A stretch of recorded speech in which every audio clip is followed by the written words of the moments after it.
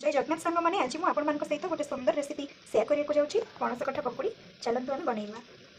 प्रथम पणस को एमती छोट छोट साइज कर काटी नेबे। एबे मो कढ़ाई में किसी पानी गरम करना अछि। एबे मो काटिकी रखिथिबा पणस को एथरे मो पकई देबी। बे सेथरे किछि हल्दी गुंड अल्प टिके लुण पकई दबा आको सिजिया पई छाडी दबा। एबे गोटे पात्र रे अल्प किछि बेसन नबा। स्वाद अनुसार लुण टिके पकई दबा। अल्प टिके हल्दी पकई दबा कलर पई। अल्प किछि लंका गुंड और करी मसला चिकेन मसला जहाँ भी पकई पारे टेस्ट पाई। अल्प टिके अदा आपन चाहिए ग्राइंडिंग करेंगे एमती छेचिकी भी देपारे। अल्प किछि धनिया पत्र काटिकी नहीं। अल्प पानी दे सबको भल भाव फेंटी नवा। एबे मो कढ़ाई रे किछि तेल गरम करी नहीं। एबे आमे भल भाव एमती बेसन रे बुड़ई दबा आउ छाणीबा पई नबा। एबे आमे गोटे गोटे को सेव करी नबा। आपन को कढ़ाई रे जेतिकी जगह हबो तेतिकी देबे नहिले पणस कठा सब उल्टेइला बेले भांगी जिवो। एबे गोटे पट हे आसलानी आको मैं एमती उल्टै नेबी।